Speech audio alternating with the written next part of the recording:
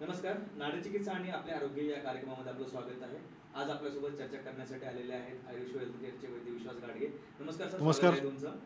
Sir, माझा आजचा प्रश्न तुम्हाला असा आहे की अनेक लोकांना ज्यांना डायबिटीसचा त्रास आहे अशा लोकांनी वारंवार गोळ्या घेऊन नियमित गोळ्या घेऊन सुद्धा साखर नियंत्रणात राहत नाही. बरोबर. तर या तक्रारीवरती नाडचिकित्सा कशा प्रकारे उपयोगी पडू शकते? डेफिनेटली. म्हणजे तुम्ही बघताय की डायबिटीसच्या पेशंटची साखर थोडी जरी वाढली तरी गोळ्यांची संख्या वाढत जाते.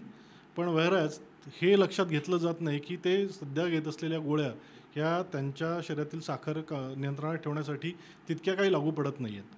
फक्त गोळ्यांची संख्या वाढत जाते आणि अगदी पानभर गोळ्यांची संख्या वाढलेली असते, पण तरी देखील साखर ही अपेक्षित प्रमाणापेक्षा वाढलेलीच असते, तेव्हा त्याचं प्रमाण वाढलेलं असतं.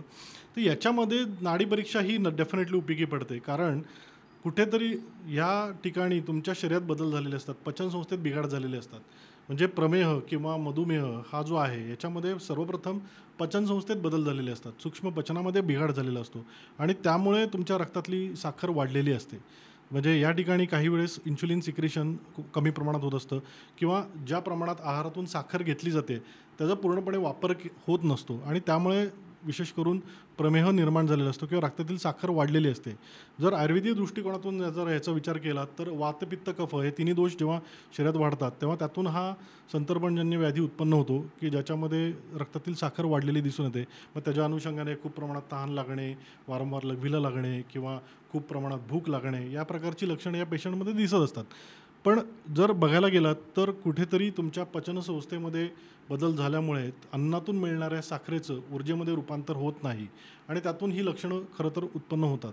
मग हे जे काही पचनातले बिघाड आहेत हे आपण नाडी परीक्षेद्वारे समजून घेऊ शकतो, ज्याच्यामुळे डेफिनेटली गोळ्या घेऊन देखील जी वाढणारी साखर आहे किंवा जी नियंत्रणात राहत नाही ती नियंत्रणात राहण्यासाठी मदत होऊ शकते.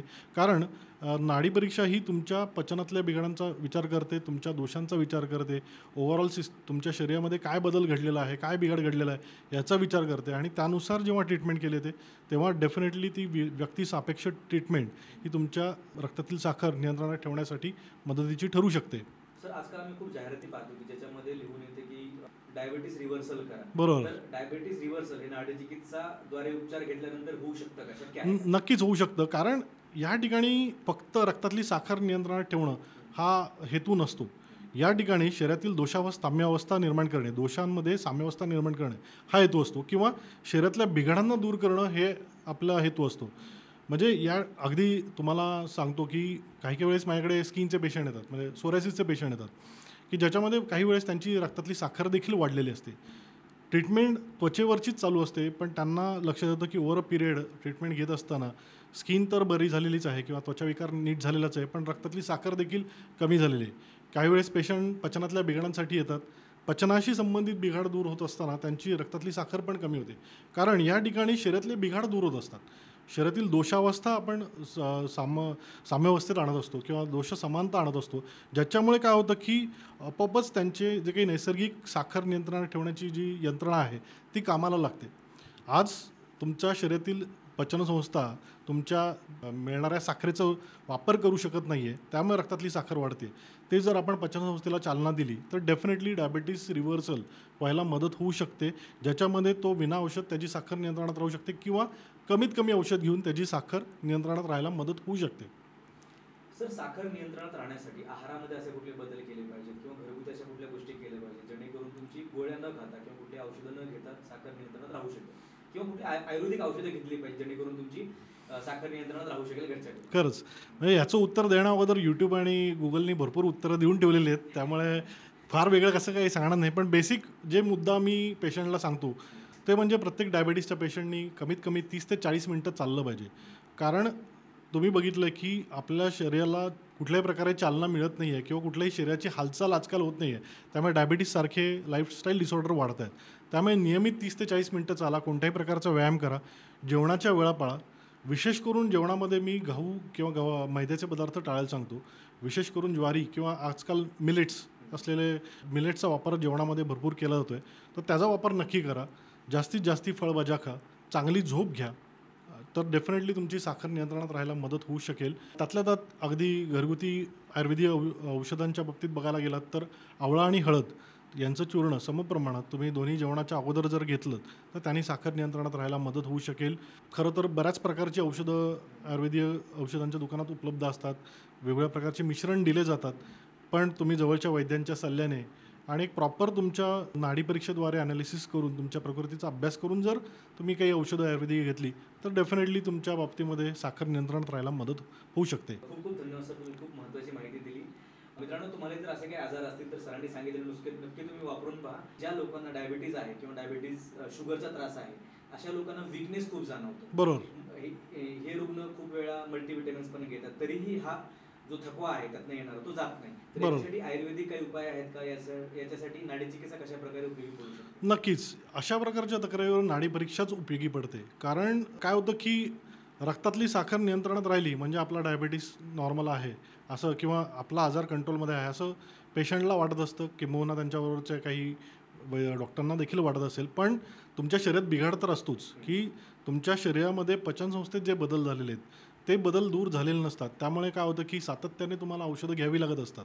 पण त्यांनी कुठेतरी फक्त ती तुमची साखर नियंत्रणात राहते पण पचनसंस्थेतले बिघाड होत नाही, ज्याच्यामुळे तुमच्या शरीराला मिळणारं पोषण पूर्ण होत नाही. आणि त्यामुळे अशा व्यक्तींना कधीकधी विकनेस येतो. म्हणजे आयुर्वेदामध्ये जाठरागणी सांगितलेलं आहे. तर जाठरागणी मांद्य जर झालेलं असेल तर त्यांनी त्या व्यक्तींमध्ये भूक कमी लागते किंवा अन्नपचन व्यवस्थित होत नाही आणि शरीराचं पोषण पूर्णतः होत नाही, ज्याच्यामुळे या व्यक्तींना वारंवार विकनेस येतो.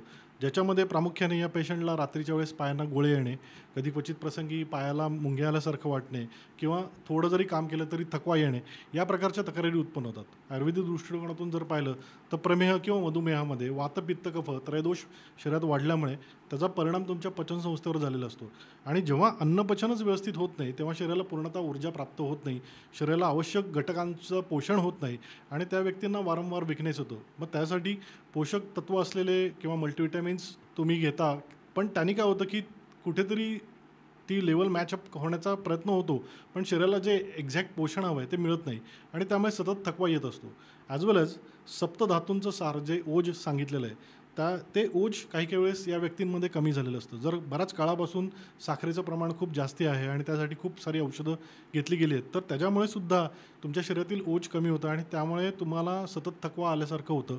काही वेळेस धात्वाग्नी मांद्य पण निर्माण झालं असतं. म्हणजे धातूंचं पोषण नीट होत नसतं किंवा धातूंमध्ये कुठेतरी क्षय निर्माण झाल्यामुळे सुद्धा विशेषतः या व्यक्तींमध्ये विकनेस सातत्याने येत असतो. या काही व्यक्तींना त्यामुळे हातापायांना खूप प्रमाणात सुरकुत्या पडल्यासारखं वाटणे, चेहऱ्यावर सुरकुत्या पडणे, केस गळणे किंवा थोडं जरी काम केलं तरी खूप फटीग येणे, घाम येणे खूप प्रमाणात, या प्रकारच्या लक्षणं उत्पन्न होत असतात. ॲज वेल ॲज आयुर्वेदिक दृष्टिकोनातून ह्या प्रमेह किंवा मधुमेह याचा आपण संतर्पणजन्य आणि अपतर्पणजन्य असे 2 प्रकार केलेले आहेत. संतर्पणजन्यमध्ये खूप प्रमाणात मैद्याचे पदार्थ किंवा स्निग्ध पदार्थ, तळलेले पदार्थ जे पचायला जड आहेत अशा पदार्थांचं सेवन केल्यामुळे मधुमेह निर्माण झालेला असतो. आणि अपतर्पणजन्यामध्ये शरीरात विशेषतः वातवृद्धी झाल्यामुळे किंवा धातुक्षय झाल्यामुळे रक्तातली साखर वाढलेली असते.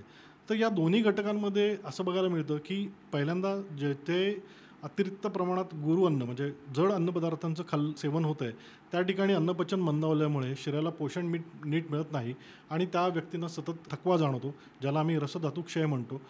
त्याचबरोबर त्या व्यक्तींना मग थकवा जाणवणे, सांधेदुखी, पायांना गोळे येणे या प्रकारची लक्षणं उत्पन्न होतात.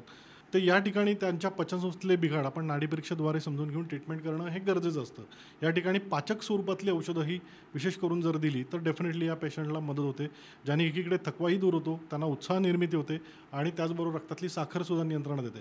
त्यामुळे तुम्ही बघा की काही पेशंट हे डाएट करून त्यांची साखर सहजपणे नियंत्रणात राहते. थोडा व्यायाम केला तरीसुद्धा साखर नियंत्रणात यायला मदत होते.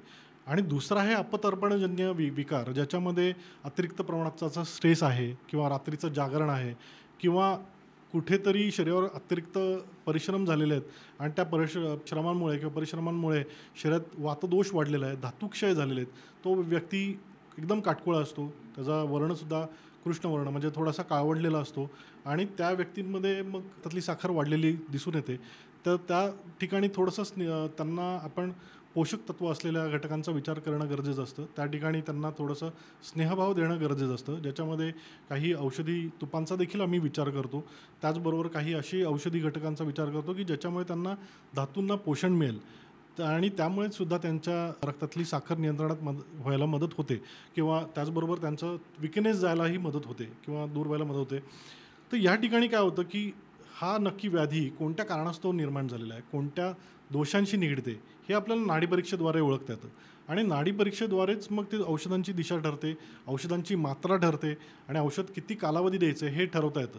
ज्याच्यामुळे एकीकडे त्यांच्या रक्तातली साखर नियंत्रणात यायला मदत होते आणि त्याचबरोबर त्यांच्या दैनंदिन जीवनामध्ये जो काही निरुत्साह निर्माण झाला असतो, थकवा निर्माण झालेला असतो, ते सगळे दूर व्हायला मदत होते. म्हणजे याच्यामध्ये इव्हन इरेक्टाईल डिस्फंक्शनसारख्या तक्रारीसुद्धा नाडीपरीक्षेद्वारे ट्रीट करायला मदत होऊ शकते.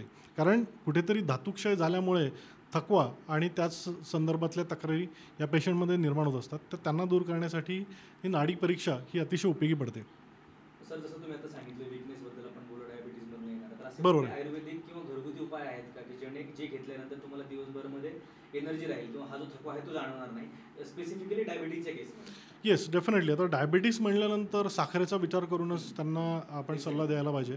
तर सर्वप्रथम मी सांगेन की कुठे जिथे साखर खायची आहे त्याच्याऐवजी तुम्ही गूळ खा. कारण साखर खाल्ल्यानंतर पटकन तुमच्या रक्तातील ग्लुकोज इंडेक्स वाढतो. रक्तातील ती सहजपणे रक्तात मिसळते आणि रक्तातल्या ग्लुकोजचं किंवा साखरेचं प्रमाण वाढलेलं दिसून येतं. त्यामुळे त्याच्याऐवजी जर गूळ खाल्ला तर गूळ पहिलं म्हणजे पाचक आहे आणि गूळ थोडा स्लोली ग्रॅज्युअली तो तुमच्या रक्तामध्ये त्यातली जी काही ग्लुकोज आहे ते मिसळतं, ज्याच्यामुळे रक्तातली साखरेची पातळी पटकन वाढत नाही आणि गूळ पाचक असल्यामुळे शरीरातील घटकांचं किंवा अन्न घटकांचं पचन व्हायला तो मदत करतो. त्याचबरोबर सुंठ आणि धने पावडर ह्यांचा काढा दररोज सकाळी अनुशापोटी घेतला तर त्यांनी तुमच्या पचनसंस्थेवर खूप चांगला परिणाम होतो. कारण मी मधुमेह किंवा प्रमेह या विकारांना पचनसंस्थेतल्या बिघाडांशी निगडीतच समजतो. त्या पचनसंस्थेतले बिघाड जर दूर केले, जे नाडीपरीक्षेद्वारे नेहमीच जाणवले, तर डेफिनेटली तुमचं शरीरातील थकवा दूर व्हायलाही मदत होते. कारण शरीराला योग्यरित्या पोषण मिळतं, शरीरातील धातूंना योग्य प्रकारे पोषण मिळतं. तर त्याचप्रमाणे गुळवेल ही वनस्पती आहे जी सकाळी सकाळी तुम्ही जर त्याचं भरड पाण्यात उकळून जर त्यांनी त्याचा काढा घेतला तर त्यानेसुद्धा तुम्हाला मदत होते. धने आणि सुंठ ही जशी उपयोगी पडते त्याचप्रमाणे दुधी भोपळ्याचा ज्यूस सकाळी सकाळी घेतला तर तो रक्तातील साखर आणि कोलेस्ट्रॉल दोन्ही कमी करायला उपयोगी पडतो. त्याचबरोबर तुम्ही काळे मिरे थोडंसं चूर्ण तुम्ही तुपाबरोबर जर घेतलं तर त्यांनी तुम्हाला कोलेस्ट्रॉल आणि शुगर लेवल कमी व्हायला मदत होते. बरेच जणं मेथी नंतर ओवा, जिरे यांचं मिश्रण करून रात्रीच्या वेळेस घेतात, तर ते देखील भरपूर उपयोगी पडणार आहे. त्याचबरोबर नियमित मी मागच्या एका कार्यक्रमात म्हटलं होतं की नियमित तुम्ही 30 ते 40 मिनटं वॉकिंग करा.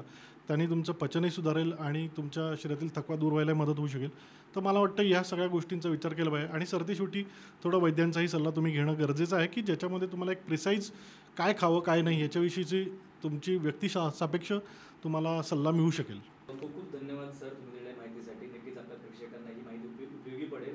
आणि मित्रांनो, तुम्हाला या व्यतिरिक्त कुठले प्रश्न असतील, कुठल्या आजाराबद्दल जाणून घ्यायचं असेल तर कमेंटमध्ये नक्की कमेंट करा. आणि जर तुम्हाला तुमची नाडी परीक्षा करून घ्यायची असेल तर खाली दिलेल्या नंबरवरती संपर्क करा. तो भेटूया पुढच्या भागामध्ये.